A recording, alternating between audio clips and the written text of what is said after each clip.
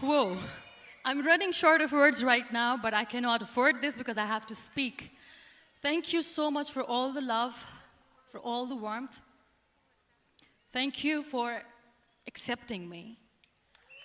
Thank you very much.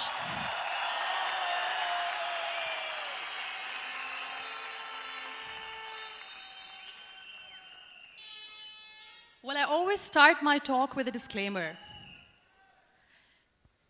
And that disclaimer is that I've never claimed to be a motivational speaker.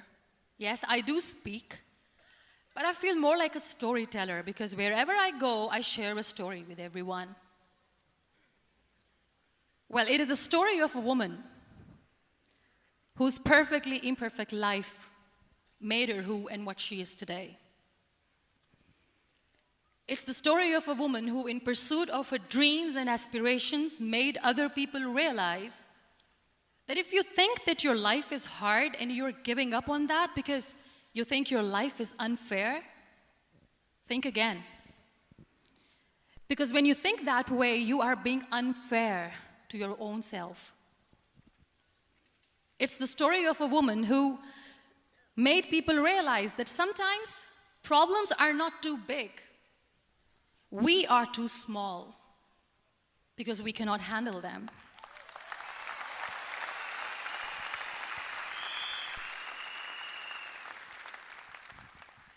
It is the story of a woman who with time realized that real happiness doesn't lie in success, money, fame. It lies within. Real happiness lies in gratitude. So I am here, and I'm going to share the story of that woman. That is my story. The story of gratitude.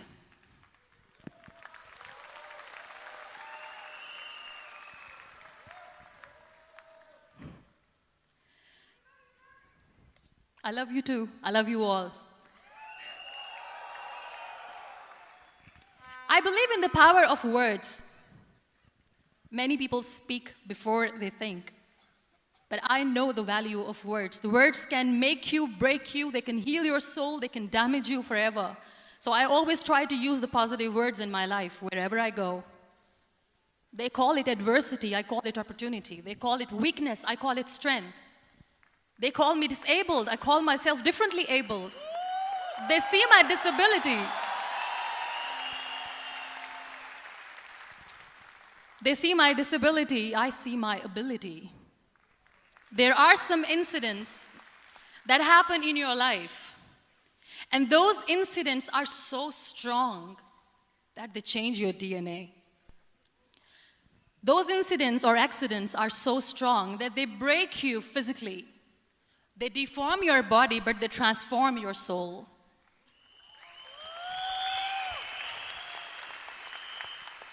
Those incidents break you, deform you, but they mold you into the best version of you. And the same thing happened to me. And I'm going to share what exactly happened to me. I was 18 years old when I got married. And this thing I'm sharing for the very first time on an international level. I was 18 years old when I got married. I belonged to a very conservative family, a Baloch family, where good daughters never say no to their parents. My father wanted me to get married. And all I said was, if that makes you happy, I'll say yes. And of course, it was never a happy marriage. Just about after 2 years of getting married, about 9 years ago, I met a car accident. Somehow my husband fell asleep and the car fell in the ditch. He managed to jump out, saved himself. I'm happy for him. But I stayed inside the car and I sustained a lot of injuries. The list is a bit long. Don't get scared. I'm perfectly fine now. Radius ulna of my right arm were fractured. The wrist was fractured. Shoulder bone and collarbone were fractured. My whole rib cage got fractured. And because of the rib cage injury, lungs and liver were badly injured. I couldn't breathe. I lost urinary bowel control. That's why I have to wear the bag wherever I go. But that injury that changed me and my life completely as a person and my perception towards living my life was the spine injury. 3 vertebrae of my backbone were completely crushed, and I got paralyzed for the rest of my life. So this accident took place in a far-flung area in the outskirts of a very small province, Balochistan, where there was no first aid, no hospital, no ambulance. I was in the middle of nowhere in that toppled car. Many people came to rescue. They gave me CPR. They dragged me out of the car. And while they were dragging me out, I got the complete transection of my spinal cord.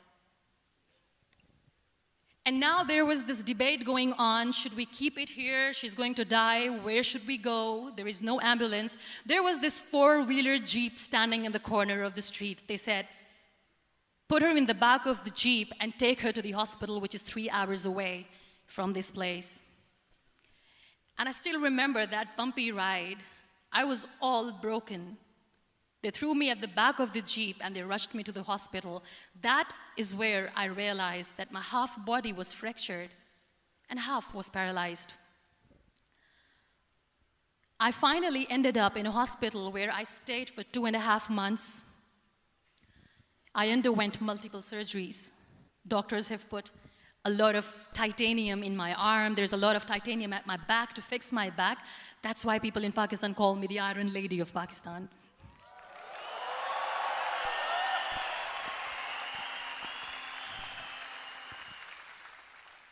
Sometimes I wonder how easy it is for me to describe all this all over again.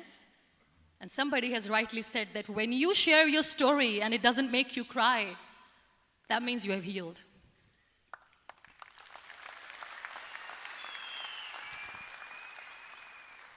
Those 2.5 months in the hospital were dreadful. I will not make up stories just to inspire you. I was at the verge of despair. One day, doctor came to me and he said, well, I heard that you wanted to be an artist, but you ended up being a housewife. I have a bad news for you. You won't be able to paint again because your wrist and your arm are so deformed, you won't be able to hold a pen again. And I stayed quiet. Next day, doctor came to me and said, your spine injury is so bad, you won't be able to walk again. I took a deep breath and I said, it's all right. The very next day, doctor came to me and said, because of your spine injury and the fixation that you have in your back, you won't be able to give birth to a child again. That day, I was devastated. I still remember, I asked my mother, why me? And that is where I started to question my existence. Why am I even alive? What's the point of living? I cannot walk, I cannot paint, fine, I cannot be a mother. And we have this thing in our heads, being women, that we are incomplete without having children. I am going to be an incomplete woman for the rest of my life. What's the point? People are scared. They think I will get divorced. What is going to happen to me? Why me? Why am I alive? We all try to chase this tunnel. We all do this because we see light in the end of the tunnel, which keeps us going. My dear friends, in my situation, there was a tunnel that I had to roll on, but there was no light. And that is where I realized that the words have the power to heal the soul. My mother said to me, this too shall pass. God has a greater plan for you. I don't know what it is, but He surely has.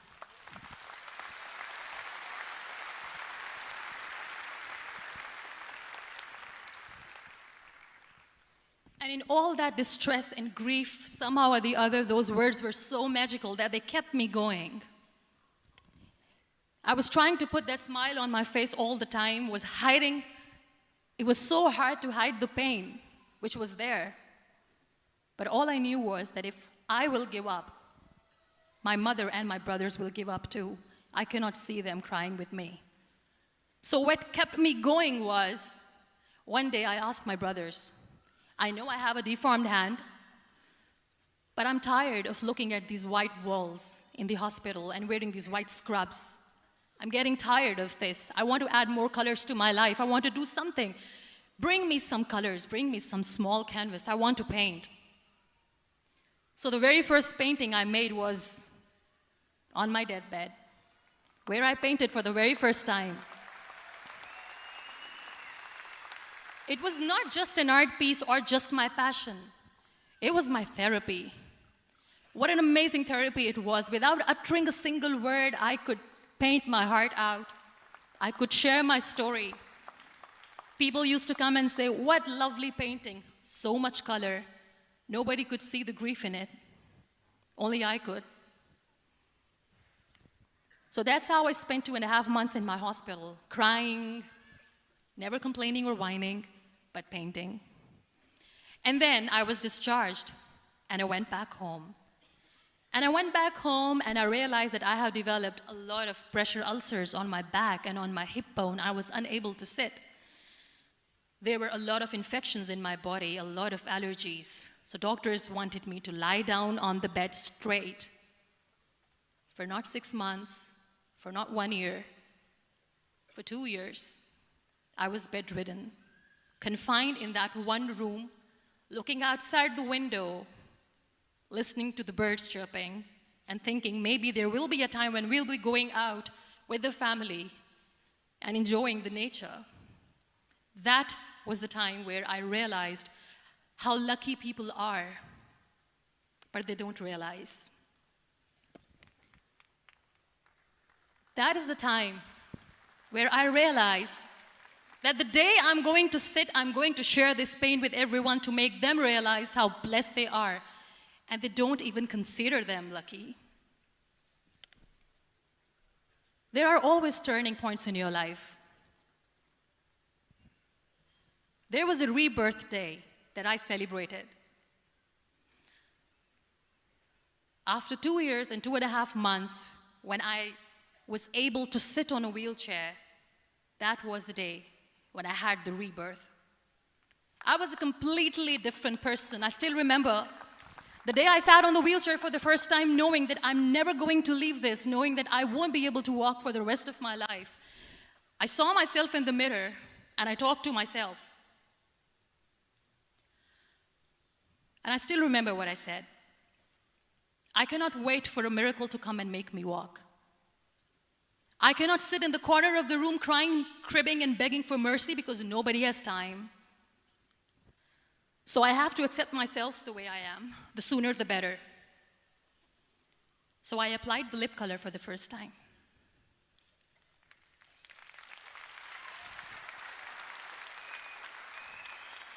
And I erased it. And I cried. And I said, what am I doing? A person on a wheelchair should not do this. What will people say? Clean it up. I put it again. This time I put it for myself, because I wanted to feel perfect from within.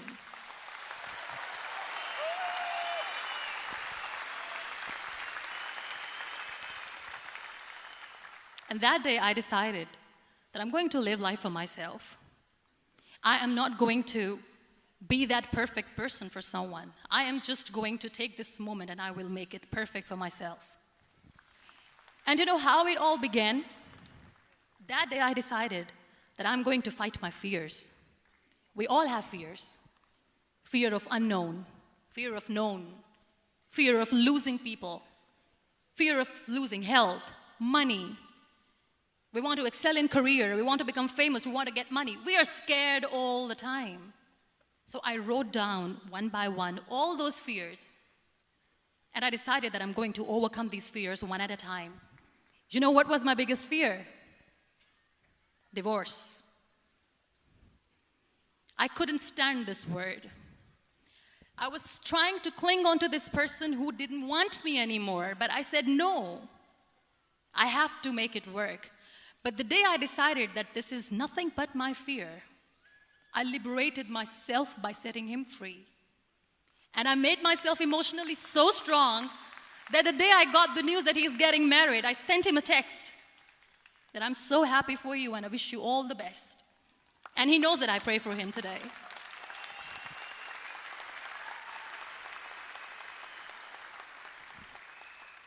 My biggest fear, number 2, was I won't be able to be a mother again. And that was quite devastating for me. But then I realized there are so many children in the world, all they want is acceptance. So there is no point of crying, just go and adopt one. And that's what I did.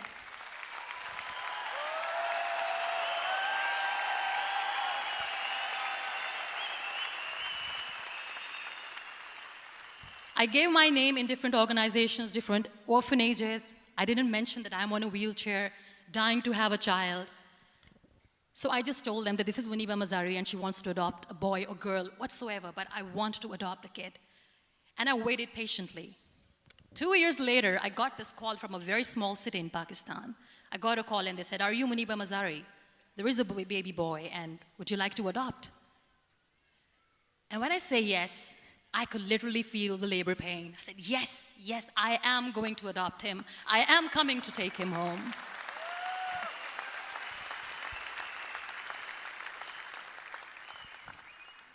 And when I reached there, the man was sitting and he was looking at me from head to toe. And in back of my head, I kept thinking that, oh my God, he's going to say she's on the wheelchair, she doesn't deserve it. How is she going to take care of him? And I looked at him and I said, "Do not judge me because I'm on the wheelchair." But you know what he said? He said, "I know you will be the best mother of this child. You both are lucky to have each other."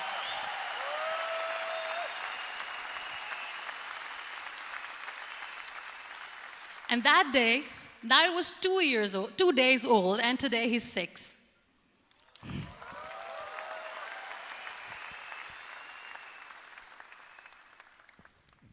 You'll be surprised to know another bigger fear that I had in me. It was facing people. I used to hide myself from people. When I was on bed for 2 years, I used to keep the door closed. I used to pretend that I'm not going to meet anyone, tell them that I'm sleeping. You know why? Because I couldn't stand that sympathy that they had for me. They used to treat me like a patient. When I used to smile, they used to look at me and say that, "You're smiling, are you okay?" I was tired of this question being asked, "Are you sick?" Well, a lady yesterday at the airport asked me, "Are you sick?" And I said, "Well, besides the spinal cord injury, I'm fine, I guess."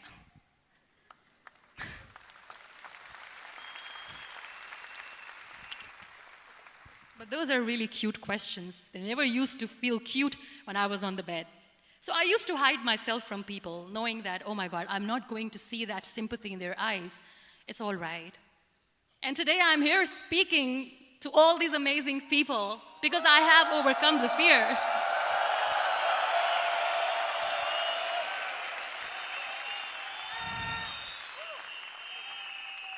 You know, when you end up being on the wheelchair, what's the most painful thing? That's another fear that people on the wheelchair or the people who are differently abled have in their hearts, but they never share. I'll share that with you. The lack of acceptance. People think that they will not be accepted by the people because we, in the world of perfect people, are imperfects. So I decided that instead of starting an NGO for disability awareness, which I know will not help anyone, I started to appear more in public. I started to paint. I always wanted to. I have done a lot of exhibitions. I'm Pakistan's first wheelchair-bound artist. I have done a lot of modeling campaigns, different campaigns for brands like Tony and Guy.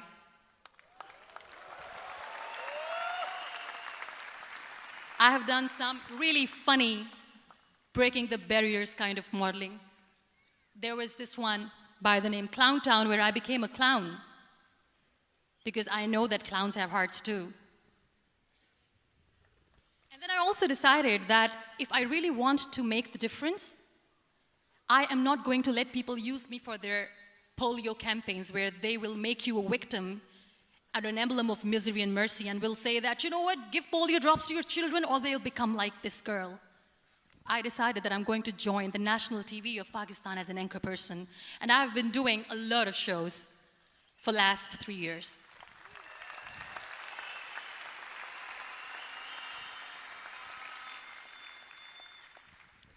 So when you accept yourself the way you are, the world recognizes you. It all starts from within. Thank you. I became the National Goodwill Ambassador for UN Women Pakistan, and now I speak for the rights of women, children. We talk about inclusion, diversity, gender equality, which is a must. I was featured in BBC 100 Women for 2015. I'm one of the Forbes 30 under 30 for 2016.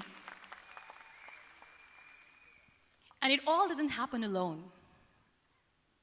You all are thriving in your careers. You have bigger dreams and aspirations in life. Always remember one thing. On the road to success, there is always we, not me. Do not think that you alone can achieve things. No.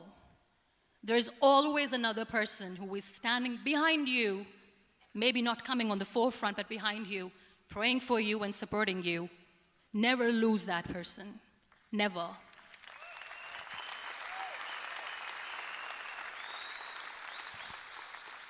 No matter how much I say that I couldn't find a hero, so I became one, I still want to recognize those 3 people in my life who literally changed my life completely, and I get inspiration from them every single day. Waleed Khan. Many people know about the terrorist attacks in Pakistan. We have lost many people. And I'm sharing this with a very heavy heart because we actually have lost a lot of people in this huge turmoil of terrorism. These people are barbarians. They do not see people. They're even worse than animals. They have killed people in mosques. They have killed people in churches, temples, even in schools. There was this terrorist attack in Army Public School, Peshawar, where these terrorists entered in an examination hall and they killed our children.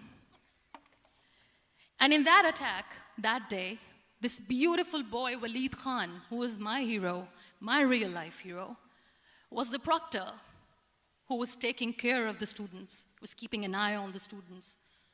Those barbarians shot him 3 times in the face, 5 times on his body, and he fell down.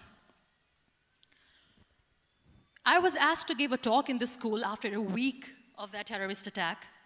With a very heavy heart, I went there and I spoke. We sang a few national songs. I thought that maybe I've done my part, but deep inside, it was killing me. I could see children injured. I could see children sitting on the wheelchairs, looking at me, wondering, what next? What was our fault? Just because we were here to give examination, we have been shot. So many people, so many children lost their friends. Their classrooms were empty. The next day they went to the classroom. So this kid, Waleed Khan, I was asked that he is in a hospital right now, and you have to go and see him and motivate him and tell him that it's going to be okay. And when I saw Waleed Khan coming on the wheelchair for the first time in front of me, face was all deformed. His leg was fractured, his arm was fractured. He couldn't talk, he lost his teeth. He cannot sneeze, he cannot smell. He cannot eat. And I kept thinking, what should I say? That everything is going to be all right? No, nothing is all right. And while I was juggling with the words, what to say, what not to say, this beautiful child, Waleed Khan, came to me and he said, "Are you MUNIBA Mazari?" I said, "Yes." He said, "Baji, let's take a selfie."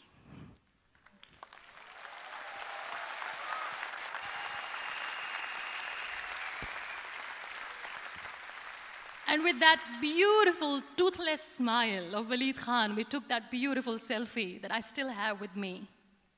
I don't share that here because he was in a very bad shape that time. And that is where I realized that when I was thinking too much about his deformities, he's happy with himself. He doesn't even care.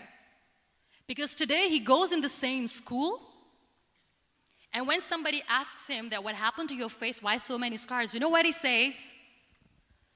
"These scars are my medals and I wear them with pride."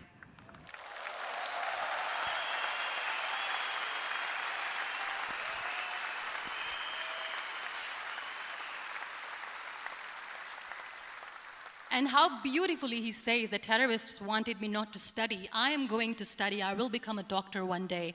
And this is my way of taking revenge from those terrorists. Another real-life hero, of course, my son. His name is Nile, N-I-L-E, River Nile. I learned so much from this kid. The first and foremost thing is patience. How to be patient when you know that your mother cannot walk, when you know that your mother is different from the other women, when you know that your mother cannot go out and play with you, how to stay calm. He loves football.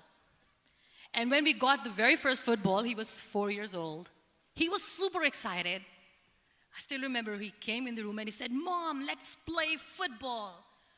And he kept the ball in my feet. And he said, "Let's kick it." And that day I felt disabled. I said, "I cannot kick the ball." And I was down with the same face. He looked at me and he said, "Well, that's all right. Your legs are not working, but your hands do. Let's play catch the ball."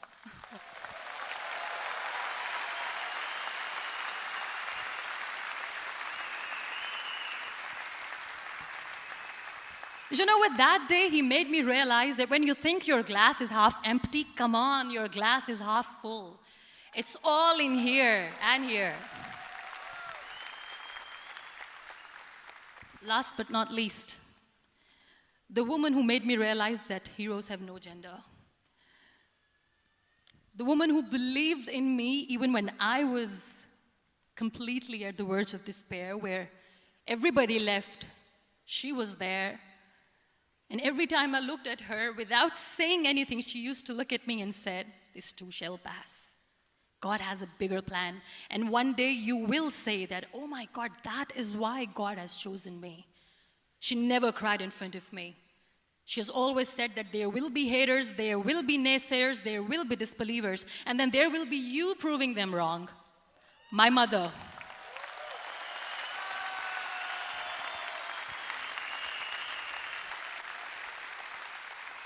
Whatever I am today, I'm nothing without her. I'm nothing without her. Thank you, Mama. I wish you were here. Thank you for making me who I am today.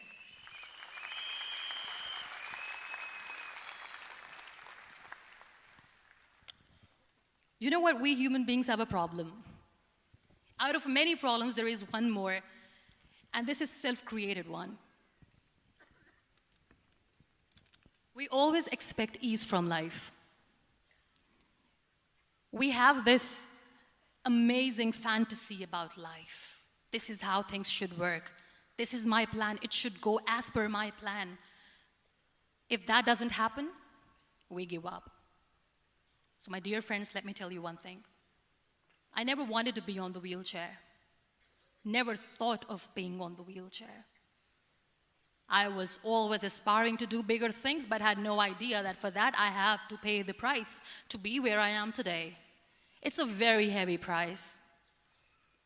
This life is a test and a trial, and tests are trials are never supposed to be easy. So when you are expecting ease from life, and life gives you lemons, then you make the lemonade, and then do not blame life for that, because you were expecting ease from a trial. Trials make you a stronger, better person. Life is a trial, and with time you realize that.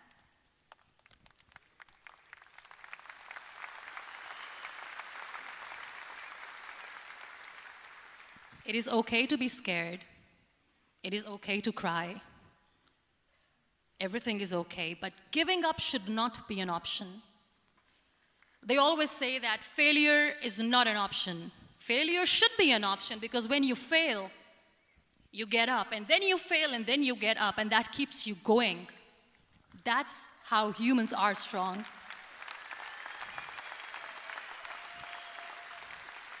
Failure is an option, should be an option, but giving up is not. Never. We have this thing in minds. We call it perfection. We want everything perfect. We want ourselves to be perfect. There is this image in our head about everything.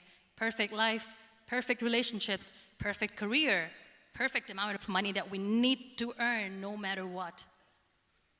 Nothing is perfect in this world. We all are perfectly imperfect, and that is perfectly all right. That's all right. We were sent here not to become the perfect people. Those people who tell you how to look perfect, even those people are imperfect. Trying to fight this fear of looking imperfect. I used to be perfect. I still remember. I got this compliment years ago when I used to walk. Oh my God, look at you. You're fair, you're tall, you're perfect. Look at me now. You're still perfect. Only the perfect eyes can see that. Only the perfect eyes will see that. Only the perfect eyes will see that. So yes, in all those imperfections, you have to listen to your heart. You don't have to look good for people. You don't have to be perfect just because other people want you to be perfect. If your soul is perfect from within, that's all right. This is all what you want. This is all what you need to be.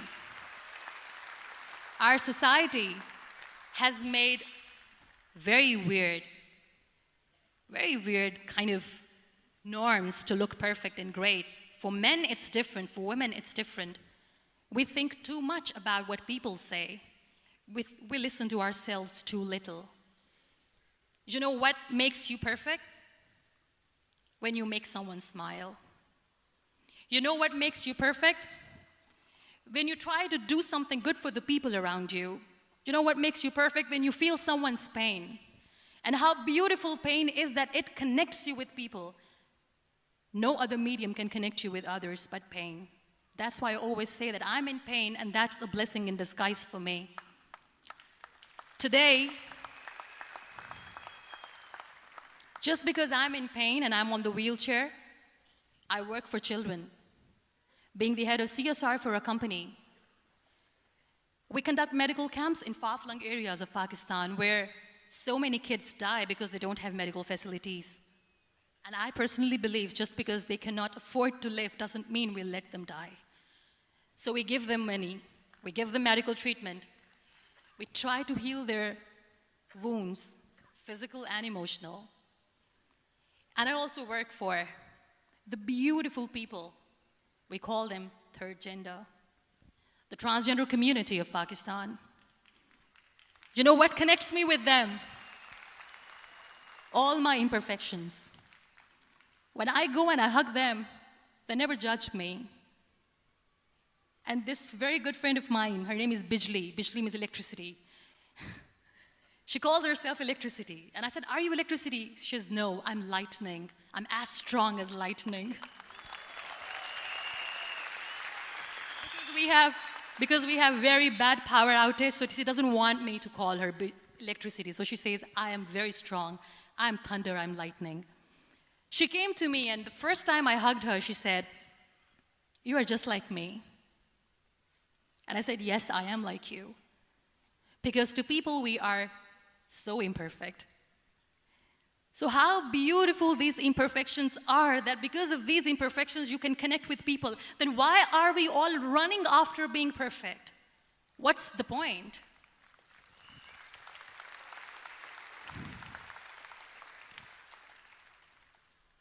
Every time I go in public, I always smile. It's always a big toothy smile on my face, and people ask me, don't you get tired of smiling all the time? What's the secret? I always say one thing, that I have stopped worrying about the things that I have lost, the people that I have lost. Things and people who were meant to be with me are with me. And sometimes, somebody's absence makes you a better person. Cherish their absence. It's always a blessing in disguise. I always say that people are so lucky they don't even realize. You must be thinking, okay, you're lucky in what sense? Well, the breath that you just took was a blessing. Embrace it.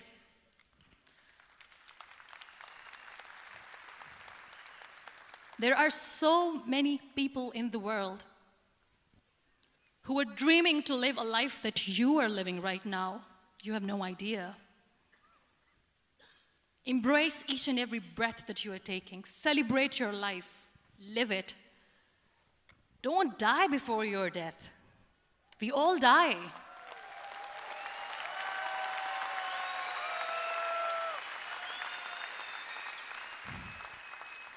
We live this one routine of a day for 75 years and we call it life. No, that's not life. If you're still thinking why you have been sent here, if you're still juggling with the concept of why you are here, you haven't lived yet. You work hard, you make money, you do it for yourself. That's not life. You go out, you seek for people who need your help, you make their lives better. You become that sponge which can absorb all the negativity, and you become that person who can emit beautiful, positive vibes. And when you realize that you have changed someone's life, and because of you, this person didn't give up, that is the day when you live. Always.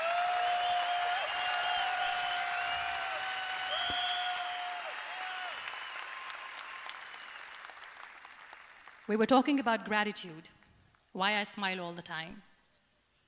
I cry all night when nobody sees me, because I'm a human and I have to keep the balance.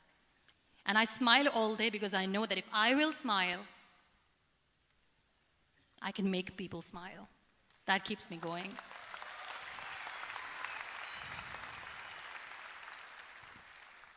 Be grateful for what you have, and you will always, always end up having more. But if you'll cry and if you'll crib for the little things that you don't have or the things that you have lost, you will never ever have enough. Sometimes we are too busy thinking about the things that we don't have that we forget to cherish the blessings that we have. I'm not saying that I'm not healthy and that makes me unlucky, but yes, it is hard. It is hard when I say that I cannot walk. It is hard to say when I wear this bag. It hurts. But I have to keep going, because never giving up is the way to live, always.